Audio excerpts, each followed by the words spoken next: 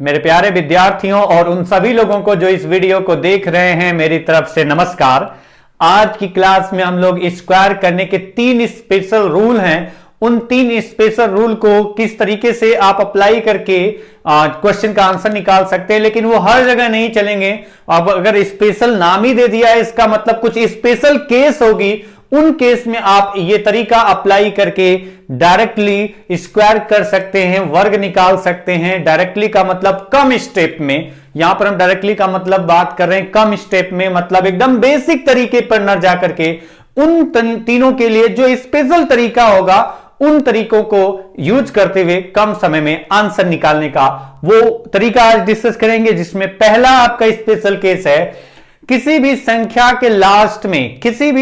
के लास्ट में unit place पर अगर 5 आता है, तो इस तरीके के क्वेश्चन का आंसर निकालने के लिए क्या तरीका, क्या अप्रोच होनी चाहिए जिससे कम समय में आपका आंसर आए। तो इसके लिए पहला आप एक एग्जांपल देखिए। जैसे कि मैंने कहा कि मुझे या आपको निकालना हो कि बोला जाए 65 का स्क्वायर करो, 65 का स्क्वायर करो, 85 का स्क्वायर करो, या 125 का स्क्वायर करो, या 135 का स्क्वायर करो, 145 का स्क्वायर करो। इस तरीके से कुछ एग्जांपल लेकर के चल रहे हैं कि जिन संख्याओं के लास्ट में आपका यूनिट प्लेस पर 5 हो और उन संख्याओं का वर्ग करना हो। जैसे मैंने कहा, और भी एग्जांपल ले लेते हैं, 245 का स्क्वायर करना हो। हाँ, ये भी इंपॉर्टेंट है कि आपका मल्टीप्लीकेशन आना चाहिए, मतलब अच्छा होना चाहिए। मल्टीप्लाई करने का जो तरीका होता है, हाँ, टेबल आना चाहिए आपको अच्छे से, तो कोई दिक्कत नहीं होगी बड़े नंबर में भी। अगर ऐसे कुछ भी एग्जांपल लेकर के चलें, जैसे मैंने और भी एग्जांपल ले लिया, 45 का स्क्वायर करना हो, और भी एग्जांपल ले लिया मैंने 35 का स्क्वायर करना हो, और भी एग्जांपल ले लिया मैंने कहा कि, और कुछ एग्जांपल ले लेते हैं कि 135 का स्क्वायर करना हो। तो ये आपके जो स्क्रीन पर दिख रहे हैं आपके 8 एग्जांपल हैं जिन संख्याओं के लास्ट में यानी यूनिट प्लेस पर 5 हो और इनका वर्ग करना हो। तो ऐसे सिंपल क्वेश्चन के लिए, मतलब सिंपल वैल्यू के लिए अगर लास्ट में 5 अगर आपको प्राप्त हो जाए, तो इसके लिए कुछ अलग तरीका, मतलब जो स्पेशल सीखे होंगे कहीं पर भी स्क्वायर करने के तरीके, जरूरी नहीं है कि उसको पूरा फॉलो कर दिया जाए, उसको पूरा फॉलो करते हुए आप आंसर निकालें, या जो आपने बेसिक तरीका सीखा है उसको आप एकदम अप्लाई करें, तो उसके अकॉर्डिंग ही आप स्क्वायर करेंगे, उसके अलावा कुछ नहीं करेंगे। तो ऐसा नहीं करना है आपको। जहां पर कुछ स्पेशल केस आपको पता है और वो अप्लाई हो सकती है ना, तो वहां पर आपको वो तरीका अप्लाई करना चाहिए जिससे आपका कम समय में आंसर निकल जाए। यहां पर आपको वर्क करना है इन दी गई संख्याओं का, और इसमें स्पेशल क्या है कि सभी संख्याओं के लास्ट में यूनिट प्लेस पर 5 है। जैसे आप देखिए कि इसमें लास्ट में 65 का स्क्वायर है, 5 है, इसमें भी लास्ट डिजिट 5 है, इसमें भी 5 है, इसमें भी 5 है। लास्ट डिजिट आप देख सकते हैं यूनिट प्लेस पर जिनका स्क्वायर करना है, उन सभी संख्याओं के यूनिट प्लेस पर 5 दिख रहा है। तो ऐसी संख्याओं का वर्ग करते वक्त बस आपको इतना करना है, ऐसी संख्याओं का वर्ग करते वक्त बस आपको इतना करना है कि लास्ट डिजिट 5 है तो उसको कैंसिल करो, और उसका स्क्वायर, 5 का स्क्वायर कितना होता है 25। यानी आपको फिक्स है कि जिन संख्याओं के लास्ट में 5 होगा, तो क्या फिक्स है, जिन संख्याओं के लास्ट में 5 होगा उसमें अगर स्क्वायर करेंगे तो जो रिजल्ट आएगा उसका लास्ट 2 डिजिट वो आपका फिक्स है 25 होगा। मतलब अगर 65 का वर्ग करेंगे तो अंतिम 2 अंक तो 25 आएंगे ही, 85 का स्क्वायर करेंगे तो भी अंतिम 2 अंक क्या आएंगे, 25 आएंगे। 125 का स्क्वायर करें तो भी अंतिम अंक क्या आएंगे, 2 अंक जो है 25 आएंगे। 145 का स्क्वायर करें तो भी अंतिम 2 अंक क्या आएंगे, तो वो आपका क्या आएगा, 25 आएगा। तो ये पॉइंट कि जिन संख्याओं के लास्ट में 5 होगा उसका जब स्क्वायर करने जाते हैं, जब स्क्वायर फाइंड करते हैं, तो उसका जो लास्ट 2 डिजिट आएगा, जो स्क्वायर करने के बाद फाइनल रिजल्ट आएगा, उसका लास्ट 2 डिजिट 25 फिक्स है। इधर भी आपका 25 होगा। अब आपको दूसरा प्रोसेस क्या करना है, जैसे ही सेकेंड प्रोसेस अप्लाई करेंगे आपका आंसर निकल जाएगा। और करना यह है कि 5 को तो हटा दिया, अब जो बचा हुआ संख्या है आपका कौन सा डिजिट बचा दिख रहा है, 6। इस केस में जो भी संख्या बची होगी उसको उससे आगे आने वाली संख्या से मल्टीप्लाई कर दें। यानी कि अगर आपका n बचा है तो उसको मल्टीप्लाई किससे करना है, n+1 से। जैसे कि यहां 6 बचा है तो 6 को किससे मल्टीप्लाई करना है, उससे आगे आने वाली संख्या से, यानी 6 × 7 42। तो आपका जो फाइनल रिजल्ट आ गया, कैलकुलेट करके चाहे जिस तरीके से करो, आपका जो फाइनल रिजल्ट आएगा वर्ग करने पर 65 का, तो आपका रिजल्ट आएगा 5225। सेम प्रोसेस अप्लाई कर रहा हूं मैं यहां पर। अंतिम अंक 5 है और अगर मैं कहूं कि इसका स्क्वायर करना है, जो भी संख्या है आपकी 85, तो अंतिम अंक 5 है, तो 5 का स्क्वायर कितना होता है 25, वो हटा दिया। अब बचा कितना आपका, तो 8 का मल्टीप्लाई किससे करना होगा, अगर ये n की वैल्यू 8 है तो n + 1 यानी 9 से, और अगर 9 से मल्टीप्लाई करेंगे तो 9 × 8 = 72 यानी 72। तो फाइनल रिजल्ट जो आपका निकल करके आया कि 85 का स्क्वायर कितना होगा, 85 का वर्ग कितना होगा, तो ये होगा 7225, 7225। अच्छा, अगर ऐसे ही प्रोसेस आगे भी बढ़ाते चलिए, देखिए आपको करना क्या है, बस टेबल आपको थोड़ा सा आना चाहिए, थोड़ा सा क्या 20 तक तो टेबल आना ही चाहिए। वो 20 तक टेबल आपकी जिम्मेदारी बनती है कि आप याद रखो, क्योंकि जब भी अगर मैथ को करने बैठेंगे, मैथ के क्वेश्चन सॉल्व करने बैठेंगे, मैथ की कैलकुलेशन करेंगे, तो टेबल का यूज तो आना ही आना है। तो इसलिए आपको टेबल 20 तक तो मिनिमम आना ही चाहिए।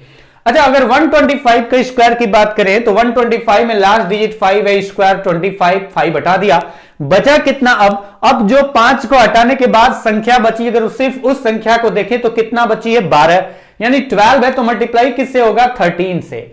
12 है तो उसके आगे आने वाली संख्या 13 से मल्टीप्लाई किया, और 13 से अगर 12 का मल्टीप्लाई करेंगे तो आपको पता है, अगर नहीं पता है तो मैं बता दूं 156 आएगा, और 156 यहां पर रख दिया। तो आपका जो रिजल्ट आया, आंसर आया 125 का स्क्वायर आया, वो आया 15,625। सेम प्रोसेस यहां पर भी अप्लाई करेंगे। लास्ट डिजिट 5 है तो 5 स्क्वायर 25, अब बचा 14, अगर 5 हटा दो तो बचा 14 का मल्टीप्लाई किससे होगा 15 से, 14 का मल्टीप्लाई किससे होगा 15 से, और अगर मैं 15 से 14 का मल्टीप्लाई करता हूं तो सीधा अगर 15 × 14 = 210, टेबल आपको आना चाहिए, तो 210 आपका आ गया, यानी 21,025 स्क्वायर होगा किसका 145 का। अगर यही अप्लाई यहां पर भी करके देखें कि 245 का स्क्वायर पता करना है, तो हम कहेंगे 5 है लास्ट में, तो हम कहेंगे कि 25 हो जाएगा, 5 हटाया 25 लिखा, 5 स्क्वायर 25, 24 है, 24 अगर है तो किससे मल्टीप्लाई होगा, 5 हटाने के बाद बचा 24 है तो किससे मल्टीप्लाई होगा, उससे आने वाली संख्या, आगे आने वाली संख्या से, यानी 24 × 25 अगर आप करते हैं तो ये कितना आ जाएगा, तो आपका आ जाएगा 600। अगर मैं सही हूं तो हाँ 600 आएगा, तो आपका आ जाएगा 6025, यानी 24 का स्क्वायर कितना होगा, तो वो होगा 6025। सेम अगर यहां देखिए लास्ट डिजिट 5 है, 5 स्क्वायर 25, अब आप देखिए बचा कितना, 5 हटाने के बाद 4, तो 4 को मल्टीप्लाई किससे करना होगा, उससे जस्ट आगे आने वाली संख्या से, यानी 4 × 5 = 20, दैट मींस 2025 स्क्वायर होगा किसका 45 का।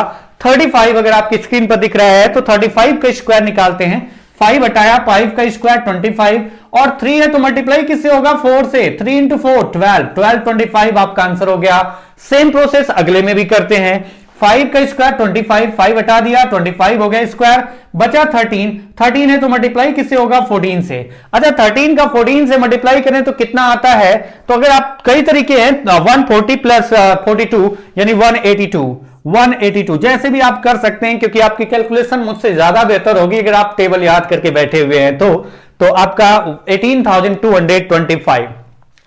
अच्छा, अगर ये तो स्पेशल केस एक रहा जिसके लास्ट में आपका कितना आता है, जिस संख्या के लास्ट में 5 आता है, उन संख्याओं का स्क्वायर करने का एक स्पेशल तरीका है। स्पेशल तरीका है मतलब स्पेशल तरीका है, तो स्पेशल केस में ही अप्लाई होगा। ये नहीं कि हर क्वेश्चन में उठा करके स्टार्ट हो जाए, लास्ट में 3 है तो 3 का स्क्वायर बाकी को उसके अगले वाली संख्या से मल्टीप्लाई करें, ये नहीं होगा, वो गलत होगा। तो पहला स्पेशल केस हम लोगों ने डिस्कस किया कि जिन संख्याओं के लास्ट में अंतिम अंक यानी इकाई का स्थान, जिसे हम कहते हैं यूनिट प्लेस, वो 5 हो और उसका स्क्वायर करना हो, वर्क करना हो, तो कुछ इस तरीके से करते हैं जैसा कि मैंने बताया। सेम अगर आप थोड़ा सा आगे चलें, दूसरा स्पेशल केस आता है जब अगर ऐसा क्वेश्चन मिल जाए कि जिनकी जो संख्या, जिस संख्याओं का सारा डिजिट सेम हो, उसमें 2 केस है, जिसमें से एक केस की बात करूं, पहला केस जिन संख्याओं में अगर देखते हैं कि उन संख्याओं का स्क्वायर करना हो जिनके सारे डिजिट जो है वो 1 हो, ऐसी संख्या स्क्वायर करना हो। या आपके एसएससी के एग्जाम में आ चुका है कुछ ऐसा कि 1111 का स्क्वायर कौन सा आपका ऑप्शन सही है, तो आपका ऐसे भी क्वेश्चन आ जाते हैं आपके एग्जाम में, ऐसा नहीं कि ये सिंपल क्वेश्चन है तो आएगा नहीं, किसी भी तरीके का क्वेश्चन आपके एग्जाम में आ सकता है, कोई रूल नहीं होता है कि आपका इसी तरीके का क्वेश्चन आएगा। अगर आपसे बोला जाए कि 11 का स्क्वायर निकालना हो, या फिर आपसे बोला जाए स्पेशल कैसे, तो स्पेशल तरीके के क्वेश्चन आपको दिखाई देंगे। 111 का स्क्वायर निकालना हो, 111 का स्क्वायर निकालना हो, 1111 का स्क्वायर निकालना हो, 11111 का स्क्वायर निकालना हो, और भी आगे संख्या ले लीजिए, जैसे कि अगर इसमें 5 डिजिट था, इसमें 6 डिजिट ले लिया, और ले लिया 7 डिजिट ले लिया, और ले लिया 8 डिजिट ले लिया,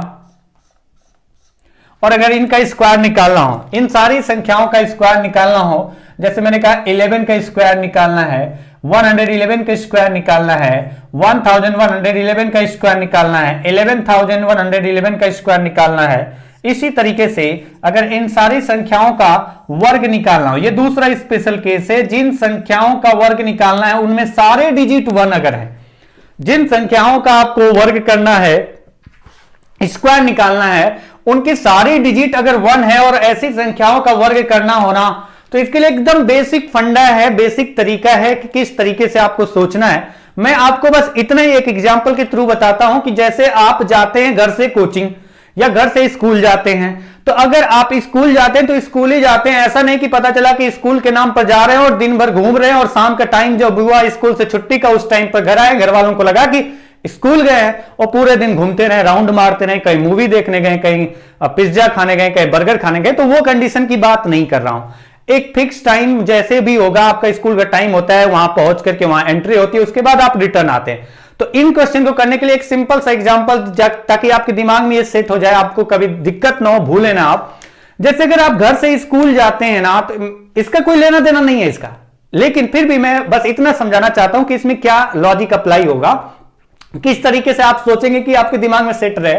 तो मैं कहता हूं घर से अगर आप स्कूल जाते हैं तो स्कूल जाते वक्त आपका एक रास्ता होगा, उस रास्ते से आप जाते होंगे, तो सेम रास्ते से जाएंगे, सेम रास्ते से आएंगे। तो अगर आप स्कूल जाते हैं तो जिस रास्ते से जाते हैं उस रास्ते पर बहुत सारी दुकानें पड़ेंगी, इधर भी उधर भी, आप देखते जा रहे हैं, घूमते हुए जा रहे हैं, और फिर उसके बाद स्कूल पहुंचे और स्कूल से फिर वापस रिटर्न घर की तरफ आते हैं, फिर घर पहुंचाते हैं। तो आप बताइए, जिस रास्ते से गए थे उसी रास्ते से आए हैं, जिस रास्ते से गए थे उसी रास्ते से आए हैं, मतलब कंडीशन यह है कि जाने का रास्ता फिर से आते वक्त वही है, सेम है, रिपीट हो रहा है। दूसरा पॉइंट आपका कि स्कूल जब पहुंचे थे तो क्या वो रिपीट हुआ? आप तो स्कूल एक ही बार पहुंचे, लेकिन रास्ते में जो जो आपका स्थान था, जो जो दुकानें थी, वो जाते वक्त भी मिली थी और आते वक्त भी मिली थी। तो कुछ इस तरीके से इसको सोचा जाए कि कैसे आप इसमें अगर सोचें, अभी ऐसा नहीं है कि उसका रिलेशन इससे है कि उसको हम समझ लेंगे तो यहां स्क्वायर निकाल लेंगे। बस आपको मैं ये समझाना चाहता हूं कि आपको करना क्या है, उससे थोड़ा सा दिमाग लगाना। मैंने कहा स्कूल सिर्फ एक बार पहुंचे, जाते वक्त आप गए, जिस रास्ते से आते वक्त भी उसी रास्ते से आए, मतलब रिपीट हुआ है, लेकिन जहां पर पहुंचना था वहां पर केवल एक बार आप पहुंचे हो, स्कूल में केवल एक बार, ऐसा नहीं कि 2 बार स्कूल पहुंच गए तो एक ही बार थे। तो अब देखिए, अगर इनमें इसका स्क्वायर निकालना हो तो इसमें कितने डिजिट है, तो आप काउंट करेंगे 1 2 3 4 5 6 7 8।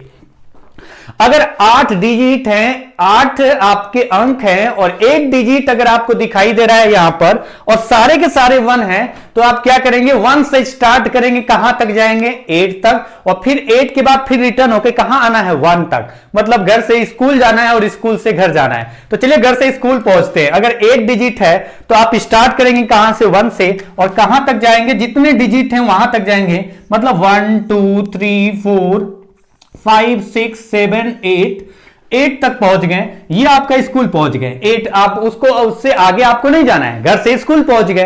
फिर जब रिटर्न होंगे तो आपको पता है कि 7 6 5 4 3 2 1 और घर पहुंच गए। तो कुछ इस तरीके से रिलेट करने के लिए मैंने घर और स्कूल की बात की है। यहां से चले 8 तक पहुंचे और अब रिटर्न होंगे तो ये रिपीट नहीं होगा, अब आपको उससे पीछे आना है। तो 7 6 5 4 3 2 1 अगर आप स्क्वायर करते हैं ना, तो आपका जो फाइनल रिजल्ट आएगा, इसका स्क्वायर, जो संख्या दी गई है जिसके सारे डिजिट 1 है, जिसमें 8 डिजिट हैं, स्क्वायर करेंगे तो आपका जो रिजल्ट आएगा 1 2 3 4 5 6 7 8 7 6 5 4 3 2 1। जैसे आप देखिए इसमें कितने डिजिट हैं, सारे के सारे जो डिजिट हैं वो 1 है, और ये इस संख्या में कितने डिजिट हैं, 1 2 3 4 5 6 7। अगर 7 डिजिट है तो 1 से 7 तक जाएंगे और फिर 7 से रिटर्न होकर के 1 तक आएंगे, वही आपका इस संख्या का स्क्वायर होगा। मतलब हम लिखेंगे क्या, 1 2 3 4 5 6 7 पहुंच गए, उसके बाद फिर रिटर्न हो गए, और रिटर्न हो गए तो लिखेंगे हम यहां पर कितना लिखेंगे, तो 7 के बाद फिर रिटर्न हो रहे हैं 6 5 4 3 2 1, यानी कि अब आपका ये इसका स्क्वायर निकल करके आ चुका है। फाइनल रिजल्ट आपका आंसर है।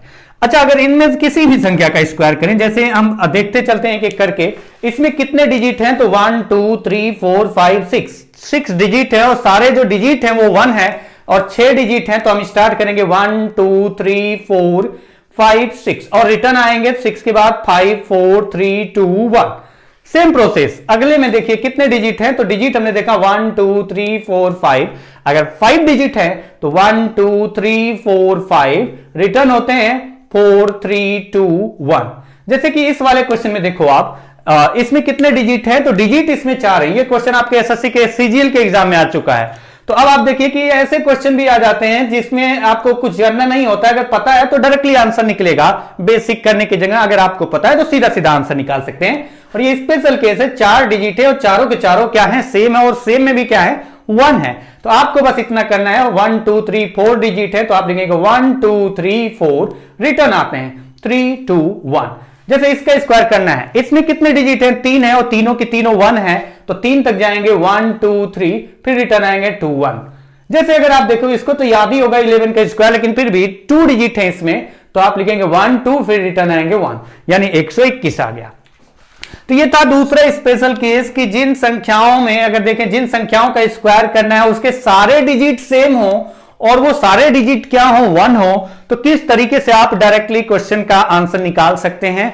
और ये पिछले वाले से भी ज्यादा आसान था। जैसे एक तीसरा स्पेशल केस, 3 स्पेशल केस की मैंने बात किया था, वो 3 स्पेशल केस में 2 स्पेशल केस बता दिया हूं।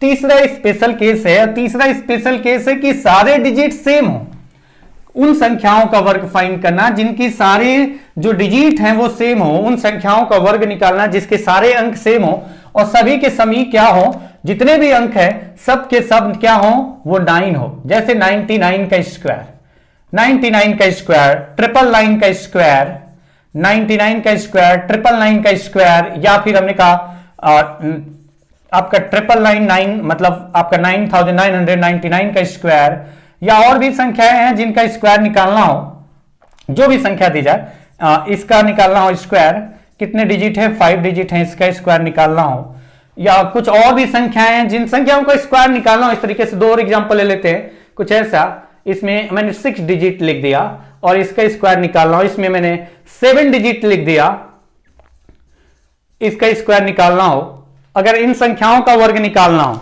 जितनी भी संख्याएं मैंने लिखा है इन सारी संख्याओं का वर्ग निकालना है हमें। सबसे पहले तो यहां पर आते हैं, जो सबसे बड़ा दिख रहा है इसका स्क्वायर निकालना हो। ऐसी संख्याओं का वर्ग निकालना जिनके सारे डिजिट सेम हो और वो सारे डिजिट जो हो वो 9 हो। अलग की बात नहीं कर रहा हूं, स्पेशल केस में यहां पर बात कर रहा हूं, स्पेशल केस की बात कर रहा हूं। 3 स्पेशल केस में एक स्पेशल केस जिसका लास्ट डिजिट 5 हो, उन संख्याओं का स्क्वायर निकालना। दूसरा मैंने बताया आपको कि वो संख्याएं जिनमें सारे डिजिट सेम हो और सारे डिजिट सेम हो और क्या हो, 1 हो, उसका आंसर निकालने का तरीका क्या होता है, वर्ग निकालने का तरीका क्या होता है। और ये जो तीसरा केस में बता रहा हूं कि ऐसी संख्याओं का वर्ग निकालना जिसके सारे डिजिट सेम हो, और जो सारे डिजिट सेम हो सारे के सारे कौन से डिजिट हो, उन संख्याओं का वर्ग निकालना जिसके सारे डिजिट सेम हो और वो सारे डिजिट कौन से हो, तो वो आपके 9 हो। तो ऐसे क्वेश्चन में अगर आपको फाइंड करना हो, स्क्वायर करना हो इन सारी संख्याओं का, तो आपको करना क्या होगा वो मैं एक एक करके स्पेशल केस है तो बताते चल रहा हूं, और एक बताऊंगा, बाकी आपको समझ में आ जाएगा। बाकी आप चेक कर लेना, आपका आंसर वही आएगा, चाहे जैसे भी आप अप्लाई करके आंसर निकालें। जैसे आपको करना क्या होगा, सबसे पहले तो आपको लिखना होता है ऐसी संख्याओं का वर्ग निकालते वक्त, सबसे पहले जो काम करना होता है ऐसी संख्याओं का जब वर्ग निकालेंगे जिसमें सारे डिजिट सेम हो और सारे के सारे 9 हो, जो डिजिट हो वो 9 हो, तो उन संख्याओं का अगर आप निकालते हैं वर्ग, तो सबसे पहले आपको लिखना क्या होगा, 9। सबसे पहले आपको 9 लिखना होगा, और 9 लिखने के बाद आप लिखेंगे कितना, 8। 9 लिखने के बाद आपको क्या लिखना होगा, 8। और 8 लिखने के बाद आपको क्या लिखना होगा 0। ये फिक्स पैटर्न है, आप कैसे भी किसी भी तरीके से आप सॉल्व करके देखिए रिजल्ट यही आएगा। फिर आपको लिखना होगा 0 और 0 लिखने के बाद लास्ट डिजिट क्या रखना होगा 1। बस कहानी समाप्त, ये हो गया स्क्वायर। अब अगर आपको किसी भी संख्या का स्क्वायर निकालना हो, अगर ऐसी कोई भी संख्या हो जिसका स्क्वायर निकालना हो, उसके सारे डिजिट सेम हो और वो डिजिट क्या हो 9 हो, तो एक पैटर्न है वो एकदम फिक्स है हमेशा के लिए। सबसे पहले 9 लिखेंगे, फिर 8 लिखेंगे, फिर 0 लिखेंगे और फिर 1 लिखेंगे। ये जो 1 है और ये 8 है, 1 और 8 एकदम फिक्स है, वो एक बार ही लिखा जाएगा। जैसे कि मैं इसको दिखा देता हूं 99 का अगर आप स्क्वायर करते हैं तो कुछ ऐसे ही तो करते हैं, एकदम बचपन में जो बेसिक तरीका अप्लाई किया है। 9 9 जा 81, 8 कैरी ओवर, 9 9 जा 81 प्लस 8 89। अगर आप इसको फिर लिखेंगे तो आपको पता है फिर का 9 का मल्टीप्लाई करना है, यही आएगा, एक प्लेस छोड़ करके ऐड करते हैं तो आप देखिए कुछ इसी फॉर्मेट में आएगा आपका answer. Last digit 1, 9 plus 1 10, 0 1 carry over, 8 and 9 17 plus 1 18, 8 8 plus 1 9। यानी सबसे पहले 9 आया, फिर 8 आया, फिर 0 आया, फिर 1 आया। अगर आप देखेंगे ना किसी में भी सबसे पहले 9 आएगा, उसके बाद 0 भी आएगा, लेकिन 9 और 0 के बीच में क्या रहेगा 8 और लास्ट डिजिट 1 रहेगा ही रहेगा। अब इसमें क्या स्पेशल है जो हमेशा आपको ध्यान रखना है और सारे क्वेश्चन का आंसर आएगा।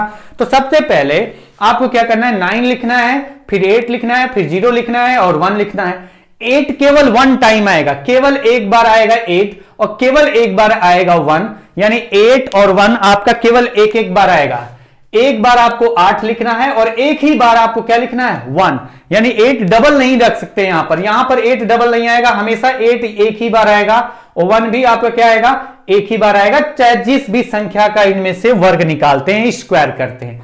लेकिन जो 9 और 0 है ना, जितनी बार 9 आएगा उतनी बार 0 आएगा, यानी 9 और 0 इनकी संख्या क्या होगी इक्वल होगी। ये दोनों इक्वल टाइम्स आएंगे, यानी 9 अगर दो बार आता है तो 0 भी 2 बार रहेगा। मतलब अगर मान लेते हैं मल्टीप्लाई करते हैं, डबल 9 आया फिर 8 आएगा तो डबल 0 आएगा फिर 1 आएगा। अगर आपका यहां 999 आया 8 आएगा तो 000 आएगा 1 आएगा। इनमें से किसी भी संख्या का अगर आप वर्ग करते हैं तो।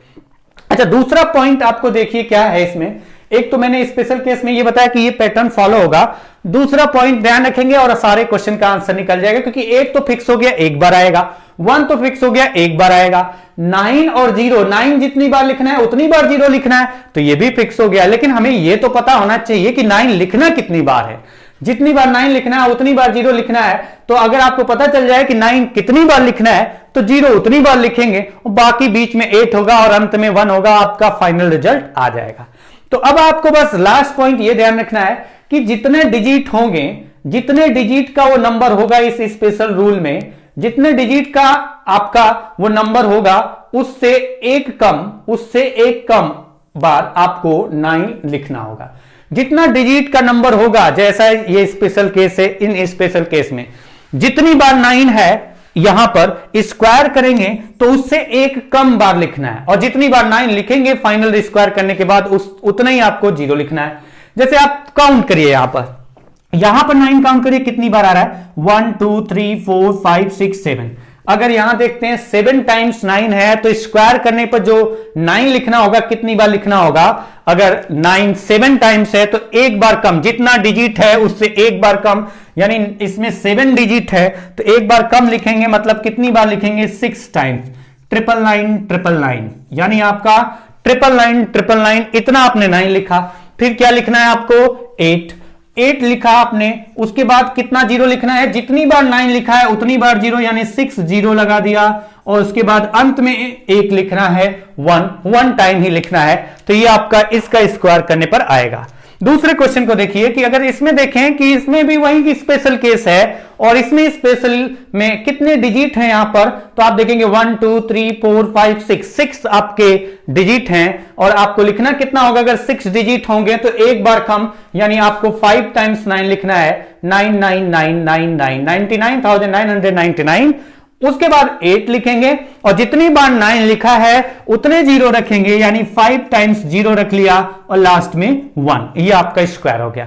तो बस आपको थोड़ा सा ध्यान देना है कि जितनी बार 9 लिखना है उतनी बार 0 लिखना है। इन दोनों के बीच में केवल एक बार 8 लिखना है और अंत में 1 लिखना है। और आपको पता है जितनी बार 9 उतनी बार 0, और 9 कितनी बार लिखना है, तो 9 लिखते वक्त ध्यान रखना है, ये स्पेशल केस है। तो 9 लिखते वक्त आपको कितनी बार लिखना है, जितने डिजिट होंगे 9 और उस नंबर में जितना डिजिट होगा, जितनी बार 9 होगा उससे एक कम। मतलब कि अगर यहां पर स्क्वायर निकालना होता तो हम फाइंड करते हैं कि कितने यहां पर काउंट करेंगे, कितने यहां पर 9 है, 1 2 3 4 5 टाइम्स 9 है। अगर 5 टाइम्स 9 है तो 9 कितनी बार लिखा जाएगा, 4 टाइम्स 9, फिर क्या लिखा जाएगा 8, और कितनी बार 0, तो 4 टाइम्स 0, क्योंकि 4 टाइम्स 9 लिखा है, 4 टाइम्स 0, लास्ट में 1। इस संख्या का स्क्वायर करना हो जिसमें आपके 4 टाइम्स 9 आ रहे हैं, उनका स्क्वायर करना है, तो कितनी बार 9 लिखा जाएगा, एक बार कम, यानी 3 टाइम्स 9, फिर उसके बाद क्या लिखेंगे 8, फिर उसके बाद लिखेंगे 3 टाइम्स 0, लास्ट में 1। सेम प्रोसेस यहां पर अप्लाई करना हो तो इसका स्क्वायर का मतलब हुआ 3 अगर डिजिट है सब 999 है और 3 बार है ना, एक बार कम लिखेंगे, मतलब 99, फिर क्या लिखेंगे 8, फिर क्या लिखेंगे 001। सेम प्रोसेस यहां पर देखिए, डबल 9 है, 2 बार 9 है, तो 9 कितनी बार लिखा जाएगा, केवल एक बार, यानी 9, फिर लिखेंगे 8, और जितनी बार 9 है उतनी बार 0 लिखना है और लास्ट में 1 लिखना है। तो ये आपका 99 का भी स्क्वायर आ गया। तो ये 3 तरीके हमने डिस्कस किया आज की क्लास में। आज की क्लास में हमने कहा कि, और वैसे तो चल तो रहा है आपका परसेंटेज, लेकिन परसेंटेज को समाप्त अभी नहीं हुआ है, अभी बहुत सारे पॉइंट है, बहुत सारे टाइप के क्वेश्चन है जो हम लोग करेंगे। लेकिन ये मेरे को लगा कि थोड़ा सा स्पेशल केस है तो बीच में भी बता सकता हूं, काफी लंबा टाइम तो नहीं लगेगा होगा। अगर आप ठीक ढंग से समझ लेंगे एक बार ना, तो मुझे नहीं लगता कि दोबारा ये आपको फिर से पढ़ने की जरूरत होगी कि हाँ इसका कौन सा रूल होगा, लेकिन बस आपको एक बार ठीक ढंग से समझने की जरूरत है। उम्मीद करता हूं कि आपको समझ में आया होगा। बाकी परसेंटेज की क्लास आगे कंटिन्यू रहेगी, लेकिन आज के लिए बस इतना ही करते हैं। मिलते हैं अगली क्लास में, तब तक के लिए नमस्कार।